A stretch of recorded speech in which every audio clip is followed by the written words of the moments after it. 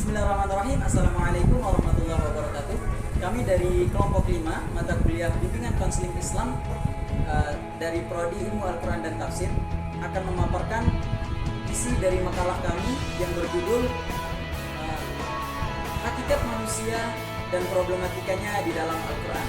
Namun sebelum itu saya akan memperkenalkan anggota kelompok saya. Yang pertama Bapak Rizky William, yang kedua Nurul Rahimah, dan yang ketiga Sri Ratna Cahaya ini. dan saya Badiarta. Bismillahirrahmanirrahim. Assalamualaikum warahmatullahi wabarakatuh. Baiklah, saya di sini sebagai pemateri pertama yang akan menyampaikan tentang hakikat manusia di dalam Al-Quran. Yang dimana manusia disebut di dalam Al-Quran itu dengan 5 sebutan. Yang pertama itu Bashar, kedua Al-Insan, ketiga Bani Adam, yang keempat Ins, dan yang kelima adalah Insan. Baik, di sini saya akan menjelaskan tentang Al-Bashar dan Al-Insan.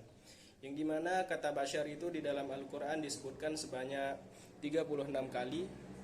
Bashar itu dapat kita artikan secara luas, yang dimana berarti wadah fisik yang bersifat material, yang dimana manusia itu membutuhkan makan dan minum, siapapun dia dan sebagai apapun profesinya. Yang dimana Quraisy Shihab juga pernah mengatakan bahwa Bashar itu digunakan di dalam Al-Quran untuk menunjukkan manusia secara umum yang berhubungan dengan persamaan dari segi lahiriah ataupun fisik kemanusiaannya, tanpa dilihat dari sisi batin dan kejiwaannya.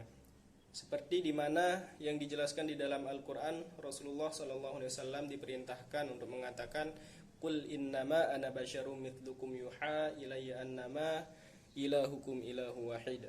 Yang artinya, katakanlah sesungguhnya aku ini manusia biasa seperti kamu, yang diwahyukan kepadaku bahwasanya Tuhan kalian Tuhan yang satu.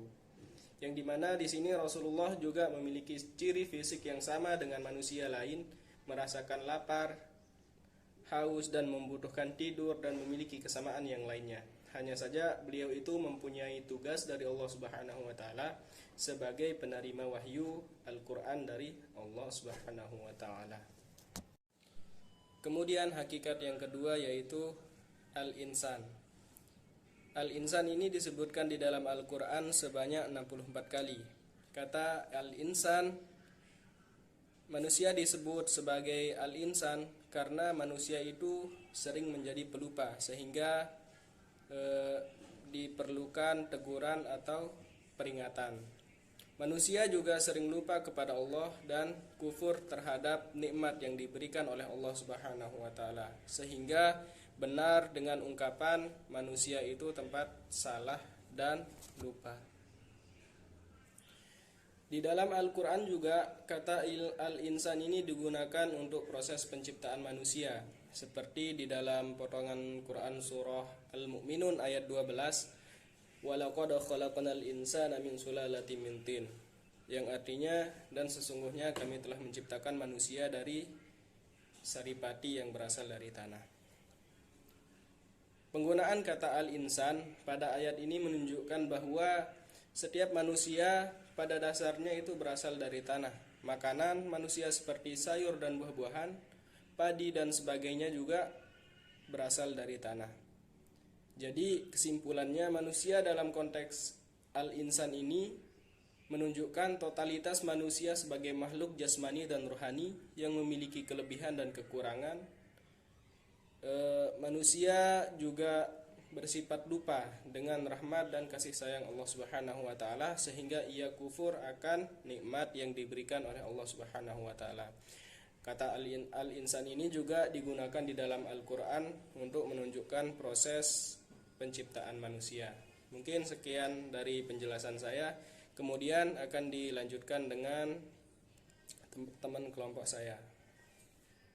Baik, Assalamualaikum warahmatullahi wabarakatuh. Saya akan melanjutkan pemaparan materi dari teman kelompok saya yang sebelumnya. Sebelumnya telah dijelaskan tentang hakikat manusia, yaitu ada 5. Yang pertama Bashar, kemudian yang kedua ada Al-Insan. Kemudian saya akan melanjutkan pemaparan materi dari hakikat manusia, yang ketiga, yang keempat, dan yang kelima. Yang ketiga ada al-ins, yang keempat ada an-nas, kemudian yang kelima ada Bani Adam. Baik, hakikat manusia yang ketiga adalah al-ins. Perlu kita ketahui bahwa al-ins ini disebutkan sebanyak 18 kali di dalam Al-Quran. Jika kita merujuk penggunaan Al-Quran terhadap al-ins, maka yang dimaksudkan adalah jenis makhluk, sehingga diperhadapkan dengan jenis jin. Contohnya, ya ma'syaral jin wal ins, hai golongan jin dan manusia. Di sini Allah memberitahukan bahwa jin dan manusia itu adalah golongan atau jenis makhluk yang diciptakan oleh Allah Subhanahu wa taala. Kemudian kata al-ins digunakan oleh Allah Subhanahu wa taala jika ingin menjelaskan tentang jenis makhluk yang diberi taklif, sehingga dominan kata al-ins digunakan pada makna-makna yang bersifat negatif, meskipun ada beberapa ayat yang tidak terkait dengan positif dan negatif. Hal tersebut dapat dipahami karena potensi yang ada pada al-ins dan al-jin untuk menyeleweng dari tujuan penciptaan itu sangat besar. Kemudian hakikat manusia yang keempat itu ada an-nas. Kata an-nas diartikan bahwa manusia adalah makhluk sosial yang memiliki tabiat suka bergaul. Manusia dalam kata an-nas adalah manusia yang tidak dapat melakukan semua hal itu sendirian tanpa adanya bantuan orang lain. Terlepas apakah dia seorang muslim, muslimah atau bukan, makna an-nas bersifat lebih umum dibandingkan al-insan. Penggunaan an-nas pada Al-Quran merujuk pada arti peringatan Allah kepada manusia. Contohnya seperti Ayyuhan nasu dzkuru ni'matallahi 'alaikum, yang artinya, hai manusia, ingatlah akan nikmat Allah kepadamu. Di dalam ayat ini manusia disuruh mengingat bagaimana besarnya nikmat Allah kepada manusia. Nikmat itu diberikan Allah disertai dengan kasih sayang. Nikmat itu ada dalam diri kita sendiri dan ada di luar diri kita, akan tetapi berhubungan langsung dengan kita. Kemudian hakikat manusia yang kelima ada Bani Adam. Bani Adam berarti anak cucu Adam atau keturunan dari Nabi Adam alaihissalam. Di dalam bahasa, Adam mempunyai arti permukaan, bagian dalam dari kulit, dan yang menjadikan sesuatu bisa dikenali. Adam adalah wujud bashar yang sudah menjadi insan. Adam dan pasangannya dimunculkan dalam kehidupan dunia, dan kata Bani Adam dilanjutkan pada anak keturunan Nabi Adam hingga hari kiamat. Di dalam Al-Quran, Bani Adam disebut sekitar 7 kali. Istilah ini digunakan untuk mengingatkan asal-usulnya yang terkait dengan cerita Nabi Adam yang pernah dijerumuskan setan dalam melanggar larangan Allah Subhanahu wa taala. Mungkin itu saja pemaparan materi dari saya. Baik, saya atas nama Nurul Rahima dengan NIM 2006011110. Saya akan menjelaskan tentang problematika manusia di dalam Al-Quran. Nah, jadi banyak sekali ayat-ayat yang mencela tentang manusia. Oleh karena itu, kita dapat mengambil kesimpulan bahwa manusia itu dalam keadaan problematika atau dalam bermasalah. Contohnya, di dalam Quran Surah Al-Ma'arij berbunyi, Innal insana khuliqa halu'a. Sesungguhnya manusia itu diciptakan suka mengeluh. Nah, dari sana kita tahu bahwa ternyata ya manusia itu emang dia punya masalah gitu. Dari segi sifatnya seperti suka mengeluh. Ada juga ayat yang menyatakan bahwa sungguhnya manusia itu amatlah bodoh dan zalim. Itu kata ayat tersebut, yaitu Quran Surah Al-Ahzab ayat 72. Nah gitu. Nah jadi kalau kita buat ruang lingkupnya nih, jadi problematika manusia itu ada 4. Yang pertama yaitu dia tidak mampu mengatur hubungannya dengan diri sendiri.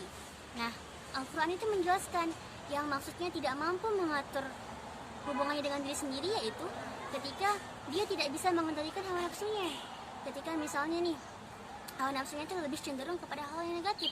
Misalnya ketika dia memiliki uang itu seharusnya untuk dia beli keperluan untuk kuliah, untuk membeli buku, dia malah beli ke hal-hal yang tidak bermanfaat. Seperti apa? Misalnya seperti untuk top up daiman, untuk apa? Untuk ML atau untuk PUBG dan semacamnya. Nah itu yang pertama. Yang kedua yaitu tidak mampu mengatur hubungannya dengan orang lain. Misalnya ketika dia itu tidak memenuhi hak-hak orang lain. Ketika dia diundang untuk pernikahan, dia tidak datang. Ketika juga misalnya dia punya uang banyak atau dia memiliki uang yang cukup, dia tidak bersedekah kepada temannya ataupun tidak hibah kepada temannya. Padahal uang yang kita miliki itu adalah di sana juga ada hak untuk orang lain.